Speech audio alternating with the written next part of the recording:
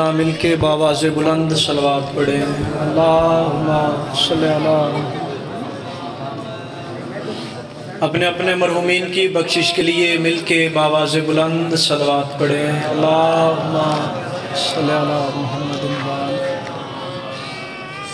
اعوذ باللہ من الشیطان الرجیم بسم اللہ الرحمن الرحیم الحمدللہ الذی جعلنا من المتمسکین بولایت علی ابن ابی طالب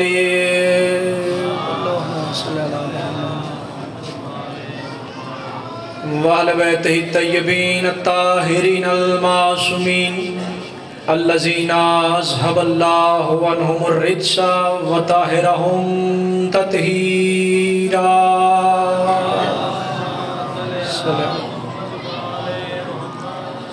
الصلاة والسلام على صاحب قاب قوسین ولی الدارین امام القبلتین شمس المشرقین والمغربین جد الحسن والحسین ابی القاسم محمد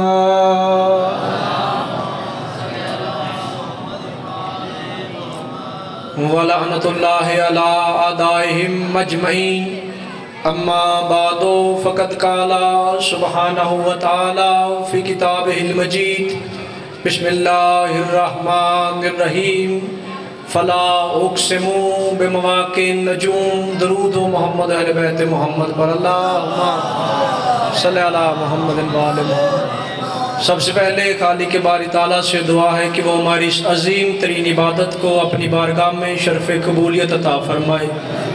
رب الحسین بحق الحسین کسی بھی علی ولی اللہ پڑھنے والے کی آنکھوں کو موت کے لیے تب تک بند نہ کرے جب تک ان آنکھوں سے بادشاہ حسین کے نوری محل کی زیارت نہ کر لے۔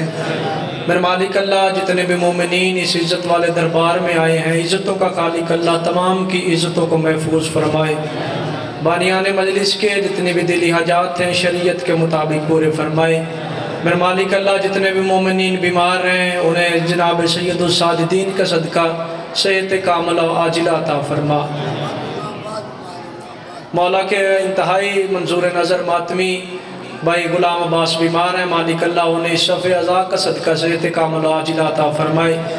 میرے مالک اللہ آج کے اس دن کا صدقہ مصطفیٰ محمد اہل بیت محمد کے غموں کا صدقہ استاد محترم قبلہ و کعبہ سرکار علامہ آصف رضا علوی صاحب کی تمام مشکلات کو دور فرمائے۔ میرے مالک اللہ ہماری سب سے بڑی اور سب سے آخری دعا حقیقی آیت اللہ حقیقی حجت الاسلام امام زمان علیہ السلام کا مقدس ترین ظہور میں تعجیل فرما۔ اپنی اپنی دعاؤں کو قبولیت کی آخری منزل تک پہنچائیں۔ سارے صاحبان مل کے بآواز بلند صلوات پڑھیں۔ اللہم اگر آپ مومنین کے ناگوار نہ گزرے تو جو پیچھے بھائی بیٹھے ہیں تھوڑی سی زحمت فرمائیں آگے تشریف لے آئیں کیونکہ ہم آل محمد کے ماننے والے ہیں اور اگلی صفوں کو چھوڑ کے پچھلی صفوں میں نماز ادا نہیں کی جاتی۔ اگر آپ اجازت دیں تو مودت کے مصلے سے مودت کی نماز کی پہلی رکعت ادا کرنے لگا ہوں۔ آپ تمام کے اذہان عالیہ میرے ساتھ شامل ہو گئے۔ میں نے آپ کے سامنے قرآن کریم کی ایک انتہائی مشہور آیت کو تلاوت کرنے کا شرف حاصل کیا۔ اس قرآن کی آیت میں اللہ قسم کھا رہا ہے۔ چلے آپ کی توجہ میرے طرف ہوگی میں جملہ تبدیل کر کے پڑھتا ہوں۔ قسم وہ کھا رہا ہے جسے قسم کھانے کی ضرورت ہی نہیں۔ خدا قسم کھا رہا ہے اور قسم کھائی جاتی ہے اعلیٰ چیز کی۔ قسم کمتر کی نہیں قسم افضل کی کھائی جاتی ہے۔ قسم بے عیب کی کھائی جاتی ہے۔ میں قسم پڑھوں گا آیت کا ترجمہ پڑھوں گا اتنے سارے مومنین بیٹھے ہیں ان کے چہروں پہ مودت علی کی لہر مجھے نظر آ جائے گی۔ خدا قرآن میں کہہ رہا ہے فَلَا اُقْسِمُ بِمَوَاقِعِ النُّجُومِ مجھے قسم ہے اس دروازے کی جہاں ستارے سجدے کے لیے گرتے ہیں۔ اٹھنے والے ہاتھ سلامت رہیں۔ یا علیہ السلام جتنے ہاتھ بلند ہو گئے مالکن کسی کو ان ہاتھوں کو کسی کمینے کا محتاج نہ کرے۔ خدا کہہ رہا ہے مجھے قسم ہے اس دہلیز کی جہاں پر ستارے سجدے کے لیے گرتے ہیں۔ میں نے پہلے کہا کہ قسم کھائی جاتی ہے اعلیٰ چیز کی، قسم کھائی جاتی ہے بلند چیز کی۔ خدا آل محمد کی قسم نہیں کھا رہا، خدا اس گھر کی قسم نہیں کھا رہا، خدا قرآن میں کہہ رہا ہے مجھے قسم ہے اس دہلیز کی جہاں پہ ستارے سجدے کے لیے گرتے ہیں۔ پھر عنصر عباس کو یہ بات کہنے کا حق حاصل ہے، مخلوق قسم کھائے تو اللہ کی کھاتی ہے، اللہ قسم کھائے تو زہرا کی دہلیز کی کھاتا۔ خدا کہہ رہا ہے، جی شکریہ، خدا کہہ رہا مجھے قسم ہے اس دہلیز کی کہ جس دہلیز پہ ستارے سجدے کے لیے گرتے ہیں۔ اس گھر کے فضائل تو ایک طرف، اس گھر کی دہلیز کے فضائل ہی نہیں پڑے گئے۔ آخر اس گھر کی دہلیز کا مرتبہ کیا تھا، ان کی عظمت کیا تھی؟ آؤ اگر سننے کے لیے آمادہ ہوں تو آل محمد کے ماننے والا ہے، نام اس کا سلمان ہے۔ لوگ اسے سلمان فارسی کہتے ہیں لیکن علی اسے سلمان محمدی کہتے تھے۔ جی اپنی جھکی ہوئی کمر کو مودت اہل بیت میں الف کی طرح سیدھے کیے ہوئے چلتا چلتا دہلیز سیدہ پہ آ کر رکا۔ اس نے مصطفیٰ کی بیٹی کی دہلیز پہ آ کر سجدہ ادا کیا۔ سجدہ ادا کرنے کی دیر تھی، لوگوں نے رسول کے صحابیوں نے دیکھا رسول کا صحابی ہے، نام اس کا سلمان ہے، زہرا کی دہلیز پہ آ کر سجدہ کر رہا ہے۔ انہوں نے پوچھا سلمان بوڑھا ہونے کی وجہ سے تیری عقل کام نہیں کرتی، تو اس لکڑی پہ سجدے کر رہا ہے، تو فاطمہ کی دہلیز پہ سجدے کر رہا ہے۔ سلمان نے کہا یہی فرق ہے تمہاری اور میری معرفت میں، جسے تم لکڑی سمجھتے ہو اسے میں لکڑی نہیں سمجھتا۔ انہوں نے کہا اگر یہ لکڑی نہیں ہے پھر یہ کیا ہے؟ سلمان نے کہا میں اسے سدرۃ المنتہا سمجھتا ہوں، میں اس دہلیز کو سدرۃ المنتہا سمجھتا ہوں۔ انہوں نے کہا سلمان واقعی پاگل ہو گیا ہے، سدرۃ المنتہا تو آسمانوں پہ ہے، تو زمین پہ زہرا کی دہلیز کو سدرۃ المنتہا کہہ رہا ہے۔ سلمان نے دے کر مجھے بتاؤ تم سدرہ کسے کہتے ہو؟ انہوں نے کہا سدرہ اس مقام کو کہتے ہیں جہاں جا کے جبریل رک جاتا ہے، اس سے آگے جائے گا تو اس کے پر جل جائے گے۔ سلمان نے کہا یہی فرق ہے تمہاری اور میری معرفت میں، جہاں جبریل رکے اسے تم سدرہ کہتے ہو، جہاں محمد رکے اسے میں سدرہ۔ اللہ آپ سلامت رہیں۔ یا علیہ السلام، جہاں کائنات کا سب سے بڑا نبی آ کے رکے اسے میں سدرہ کہتا ہوں۔ چلے دوڑے سیدہ کی دہلیز سے، وہاں آئے جہاں مسجد نبوی میں کائنات کا سب سے بڑا ممبر پہ بیٹھا ہوا تھا، بلکہ یوں کہوں ممبر پہ وہ بیٹھا تھا جس کی خاطر ممبر بنا تھا۔ نبی کے سامنے ہاتھ جوڑے، یا رسول اللہ آج ایک عجیب کام دیکھ کے آئے ہیں۔ رسول نے کہا کیا ہو گیا؟ ان کا یا رسول اللہ مسجد میں نماز کے لیے اذان ہوئی تھی، ہم گھر سے نکلے اللہ کے گھر میں آنے کے لیے، ہم نے رستے میں دیکھا تیرا سلمان تیری بیٹی کے دروازے پہ سجدہ کر رہا تھا۔ یا رسول اللہ آج پتہ چلا کہ تیرا یہ صحابی پہلی صفوں میں آ کے نماز کیوں نہیں ادا کرتا؟ مسجد میں اذان ہوتی ہے، یہ گھر سے چلتا ہے، تیری بیٹی کی دہلیز پہ آ کے سجدہ کرتا ہے، پھر آخری صفوں میں کھڑا ہو کے تیرے پیچھے نماز ادا کرتا ہے۔ یا رسول اللہ اس سلمان سے پوچھے تو صحیح کہ یہ تیری بیٹی کے دروازے پہ جا کے سجدہ کیوں ادا کرتا ہے؟ رسول نے کہا مجھے پوچھنے کی ضرورت نہیں، ابھی تھوڑی دیر کے بعد سلمان مسجد میں آئے گا، تم خود پوچھنا کہ وہ ایسا کام کیوں کرتا ہے۔ کتاب میں کہتی ہے تھوڑا وقت گزرنے کی دیر تھی، یا وہ سلمان جس کی کمر نون کی طرح جھکی ہوئی تھی، مودت اہل بیت میں اپنی کمر کو الف کی طرح سیدھے کیے ہوئے یوں مسجد نبوی میں داخل ہوا۔ اس نے رسول کے چہرے کی زیارت کی، ہاتھ جوڑ کے رسول کے سامنے کھڑا ہوا، یا رسول اللہ اجازت ہے آپ کی صحبت میں آ کے بیٹھوں؟ یا رسول اللہ اجازت ہے؟ اگر تو اجازت دے میں سلمان تیرے چہرے کو قرآن سمجھ کے زیارت کرنا شروع کروں۔ نبی نے فرمایا سلمان یہ میرے صحابی ایک سوال لے کے آئے ہیں، یہ کہتے ہیں کہ تم مسجد میں اذان ہوتی ہے نماز کے لیے، تو سیدھا مسجد میں نہیں آتا، تو میری بیٹی کے دروازے پہ رک کے سجدہ ادا کرتا ہے۔ سلمان انہیں جواب دے۔ سلمان نے ہاتھ جوڑے، سلمان نے کہا یا رسول اللہ اگر آپ اجازت دیں میں تیرے صحابیوں کو اس بات کا جواب دوں۔ اب میں جملہ پڑھوں گا، ہاتھ بلند ہو جائیں گے مجھے پتہ چل جائے گا کہاں کہاں زہرا کی دہلیز سے رزق مانگنے والا بندہ بیٹھا ہے۔ سلمان نے کہا یا رسول اللہ اگر آپ اجازت دیں میں تیرے صحابیوں کو اس سوال کا جواب دوں۔ رسول نے کہا ہاں سلمان انہیں بتا تو یہ کام کیوں کرتا ہے؟ سلمان نے کہا نبی کے صحابیوں میری طرف دیکھو، مسجد میں اللہ کے گھر میں اللہ کی نماز کے لیے اذان ہوتی ہے، میں سیدھا مسجد میں نہیں آتا، پہلے زہرا کی دہلیز پہ جا کے سجدہ کر کے دنیا والوں کو بتاتا ہوں مسجد میں سجدے کرنے سے اللہ تب راضی ہوتا ہے جب گھر میں بیٹھی بطول راضی۔ سبحان اللہ۔ مسجدوں میں یا علیہ الصلوۃ والسلام محمد آل محمد صلوات اللہم صلی علی محمد و آل محمد۔ آپ سلامت رہیں، مالک ہر ماتمی عزادار کو ہمیشہ سلامت رکھے۔ مسجدوں میں سجدے کرنے سے جی آپ سلامت رہیں، اللہ تب راضی ہوتا ہے جب گھر میں بیٹھی ہوئی بطول راضی ہو جائے۔ میں نے پہلے کہا کہ اس گھر کی حقیقت کو پڑھا ہی نہیں گیا، بلکہ پڑھا کیا جانا ہے، کوئی اس حقیقت کو سمجھ ہی نہیں سکتا۔ آخر وہ کون سا دروازہ تھا کہ جس دروازے پہ آ کے وہ بھی رک کے اجازت مانگتا ہے جو نالین سمیت عرش پہ جاتا ہے؟ وہ بھی دروازہ سیدہ پہ آ کے پہلے اجازت طلب کرتا ہے، پھر سیدوں کے گھر میں داخل ہوتا ہے۔ آخر ایسی کون سی فضیلت ہے اس گھر میں؟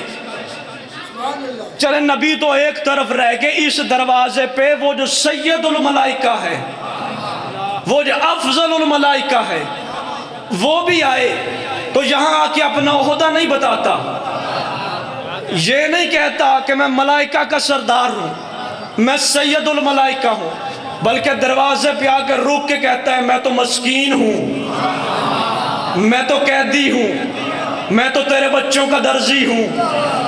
چلے آئے، اللہ قرآن میں کہتا ہے میرا حبیب یاد کر اس وقت کو جب ہم نے ابراہیم کے گھر عزت والے مہمان بھیجے۔ اب مفسرین نے لکھا کہ یہ عزت والے مہمان ابراہیم کے گھر اللہ کے فرشتے آئے تھے کہ دیکھیں کہ اللہ کا نبی کتنا اعلیٰ دسترخوان لگاتا ہے، کتنا اعلیٰ لوگوں کی خدمت کرتا ہے۔ آئے تھے نبی کے گھر کھانے کے لیے، اور اللہ قرآن میں کہہ رہا ہے کہ عزت والے مہمان بھیجے۔ اللہ کا نبی ہے ابراہیم، اس کے گھر اللہ کے فرشتے آئیں تو اللہ کہتا ہے کہ میں نے عزت والے مہمان بھیجے، لیکن جب یہی فرشتے زہرا کی دہلیز پہ آئیں تو اللہ کہتا ہے میں نے مسکین بنا کے بھیجے،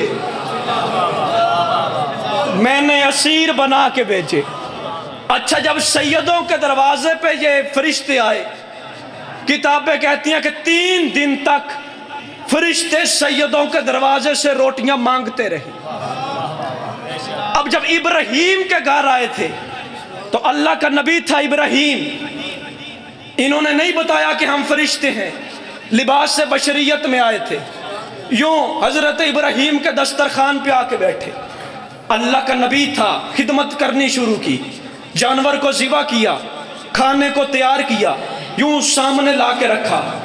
ابراہیم نے کہا بسم اللہ پڑھ کے کھانے کو تناول کرنا شروع کرو۔ اب راز کھلا، انہوں نے کہا ابراہیم ہم نہیں کھاتے، انہوں نے کہا ابراہیم ہم نہیں کھاتے۔ اللہ کے نبی نے کہا کھاؤ، انہوں نے کہا ہم نہیں کھاتے۔ قبلہ صاحب قیامت پہ سارے حضرات مل کے بآواز بلند صلوات پڑھیں، اللہم صلی علی محمد و درود کی برسات میں قبلہ کو منبر پر پہنچائیں، سارے حضرات مل کے بآواز بلند صلوات پڑھیں۔ قبلہ صاحب کا آنا ہی میرا جانا ہے، بس کچھ لمحوں کے لیے آپ کے اور ان کے درمیان حائل ہوں، ان سے اجازت لے کے چند جملے اور۔ جب سیدوں کے دروازے پہ یہ فرشتے آئے، حضرت ابراہیم کے گھر آئے، ابراہیم نے کہا کھاؤ، انہوں نے کہا ہم نہیں کھاتے۔ اس کا مطلب کہ حضرت ابراہیم کو اس وقت پتا چلا کہ یہ فرشتے ہیں، انہیں بھوک کی طلب ہی نہیں، ان کا نفس بھوک کو کھاتا ہی نہیں، یہ کچھ کھاتے ہی نہیں، یہ تو صرف اللہ کی عبادت کرتے ہیں۔ اللہ کا نبی تھا ابراہیم، فرشتے لباس سے بشریت میں ابراہیم کے گھر میں آئے، ابراہیم نہیں پہچان سکا کہ یہ اللہ کے فرشتے ہیں، لیکن یہی فرشتہ زہرا کی دہلیز پہ آ کے کہتا ہے میں حسنین کا درزی ہوں، اندر سے سیدوں کی کنیز کہتی جبریل میں پہچانتی ہوں تو سید الملائکہ ہے، تو سید الملائکہ ہے، میں تجھے جانتی ہوں۔ 3 دن سیدوں کے گھر سے روٹیاں لے کے جاتے رہے، 3 دن سیدوں کے گھر سے مانگ مانگ کے یہ روٹیاں عرش پہ لے کے جاتے رہے۔ تیسرے دن قرآن کی آیتیں لے کے آگے اللہ نے اس صلے میں سیدوں کو جنت کا مالک بنا دیا۔ عزاداران مظلوم کربلا وہ سید کے جو جنت کے مالک تھے، ان کے بیٹوں کو مسلمانوں نے ایسے نہیں مارا جیسے ان کی بیٹیوں کو مارا۔ زیادہ دیر نہیں، صرف 2 سے 4 منٹ۔ آپ نے منبر سے آج تک یہی سنا کہ میرے سید الساجدین امام کی آنکھوں سے خون آ گیا۔ چلیں اگر آپ مادہ ہیں تو میں آپ کو صرف وہ موقع بتاؤں کہ وہ کون سا لمحہ تھا جب سید الساجدین کی آنکھ سے پہلا خون کا قطرہ گرا۔ عزاداران مظلوم کربلا 10 محرم 61 ہجری کربلا کے میدان میں سید الساجدین کے سامنے اکبر جیسا بھائی اترا، سجاد کی آنکھ سے خون نہیں آیا، غازی جیسا چاچا زین سے اترا، سجاد کی آنکھ سے خون نہیں آیا، بابا حسین 13 ضربوں سے قتل ہو گیا لیکن سید الساجدین کی آنکھوں سے خون نہیں آیا۔ خون کب آیا؟ کوفے کے بازاروں کو، کوفہ کے درباروں کو عبور کر کے جب سیدوں کا قافلہ شام کے صدر بازار کے سامنے آیا نا، یوں سیدوں کا منظر کو سمجھنا، بس یہی منظر کشی اور آپ سے اجازت، یوں مین دروازے کے سامنے آ کے سیدوں کا قافلہ رکا۔ کتابیں کہتی ہیں 15 اذانیں علی کی بیٹی نے کھڑی ہو کے سنی۔ میں نے آسانی سے کہہ دیا اور تو نے آسانی سے سن لیا، جو لمحے کے لیے گھر سے باہر نہیں آتی تھی 15 اذانیں اس علی کی بیٹی نے دروازے سے باہر کھڑی ہو کے سنی۔ یا 15 اذانوں کے بعد عالیہ کی آواز ہے اماں فضا میرے سجاد سے پوچھ ہم نے ابھی یہاں پر کتنا رکنا ہے۔ یا اماں فضا نے دیکھا سید الساجدین بیٹا ہمیں بتا ہم نے یہاں کتنا رکنا ہے۔ جب سید الساجدین نے سامنے کھڑے ہوئے ملعون سے پوچھا او ملعون ہمیں بتا ہم نے ماؤں کو ساتھ لے کے یہاں کتنا اور رکنا ہے۔ یہ ملعون کہتا سجاد ابھی بازار سجے نہیں، ابھی بدماش آئے نہیں۔ عزادارو یہ جملہ تو سید الساجدین برداشت کر گیا۔ میرے سید الساجدین امام کے گلے میں توق تھا، یوں مولا رکوع کی حالت میں تھے۔